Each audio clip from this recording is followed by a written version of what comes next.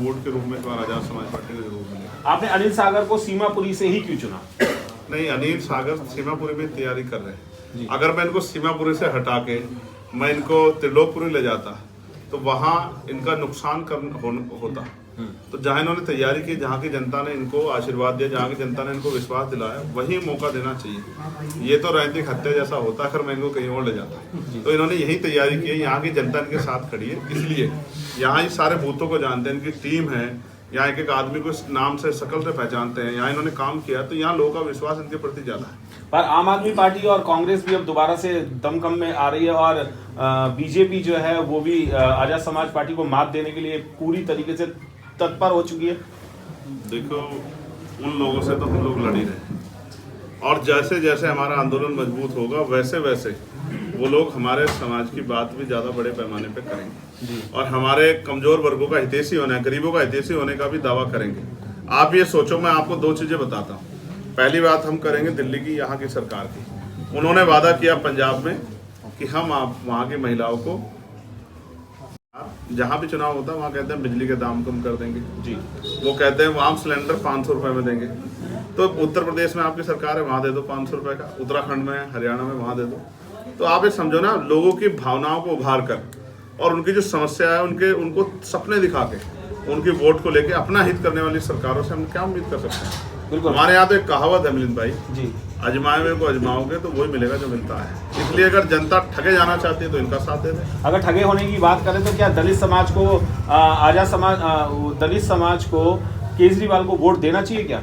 अब ये तो फैसला वो समझदार समाज है, उनको अपने आप लेना है। उनको चाहिए कि वो ऐसे लोगों को मौका दें जो उनकी आवाज़ को बन सकते हैं। मैं पार्लियामेंट में हूँ, आप देखो दलित सांसद तो बहुत पार्टी जीत के हैं बेचारे, कि अपनी पार्टी लाइन से आगे बढ़ के समाज के लिए बोल पाते हैं, समाज के हितों की रक्षा कर पाते हैं।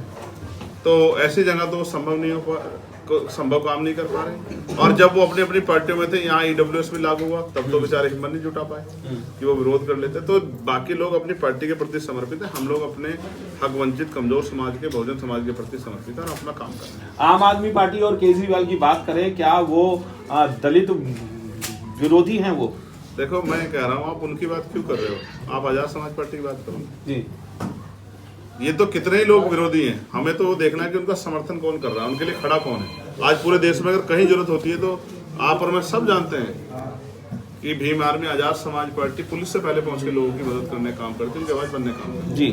तो आजाद समाज पार्टी दलित, पिछड़े, मुसलमान और सभी जातियों के गरीब, सबके सबसे जो है अच्छी उनके लिए हितैषी पार्टी है और जनता को आजाद समाज पार्टी का साथ देना चाहिए। ऐसी आपने दिल्ली में आजाद समाज पार्टी के जितने भी कैंडिडेट खड़े किए उसमें युवा कितने होंगे अंदाजन? मैक्सिमम युवा ही है। युवा को आप किस तरह देखते हैं, एज के आधार पे या उसके संघर्ष के आधार पे? किसी को अगर उसकी उम्र 50 साल है और मौका नहीं मिला, वो आज भी संघर्ष कर रहा, मैं तो उसको भी युवा ही मानता हूँ। भाई, युवा का मतलब यह है कि उसकी सोच कैसी है। एक आदमी नौजवान है, उसकी सोच जो है काम करने के लिए, उसको आप युवा कैसे कहोगे? तो युवा सोच से होता है। अनिल सागर युवा है, बराबर में जो है त्रिलोकपुरी में विक्की पार्चा जी युवा है। ऐसे बहुत सारे साथी हैं। जितने प्रत्याशी हम लोगों ने खड़े किए उनमें 70% हमारे प्रत्याशी युवा हैं और अनुभवी प्रत्याशी भी हैं।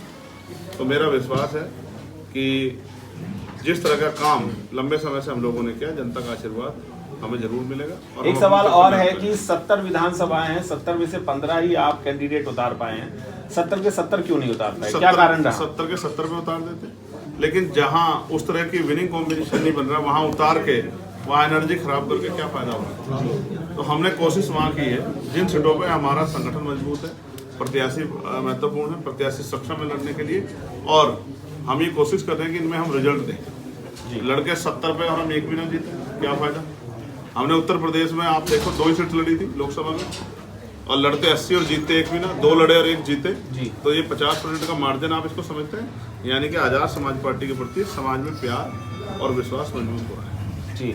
आजाद समाज पार्टी के आप राष्ट्रीय अध्यक्ष भी हैं और भीम आर्मी के भी हैं, तो क्या कहना चाहेंगे कि देश की जनता को कि दिल्ली में वो किस तरीके से वोट करें, और अगर आजाद समाज पार्टी को करें तो क्यों करें? आजाद समाज पार्टी को इसलिए वोट करें कि अगर उनको अपने बच्चों का और अपना अच्छा भविष्य चाहिए, संविधान का राज चाहिए, संविधान के आधार पे प्रदेश चले और बुनियादी सुविधाएं लोगों को मिले, और अंधविश्वास पाखंडवाद से दूर होके वैज्ञानिक दृष्टिकोण पे लोग काम करें। ठेकेदारी संविदा इन सबसे मुक्ति मिलके पक्की नौकरी अगर उनको चाहिए, उनको वाकई में जो वादा हुआ कच्ची कॉलोनी पक्की कर देंगे 20 में, वो जो अब तक नहीं हुई, अगर वास्तविकता में उनको परिवर्तन करना है और वास्तविकता में अगर कमजोर वर्गों को, जिनका लोकतंत्र में जिनका अधिकार बैठता है, उनको मुख्य धारा में लाना है, तो उनको आजाद समाज पार्टी का साथ देना चाहिए। बहुत बहुत धन्यवाद।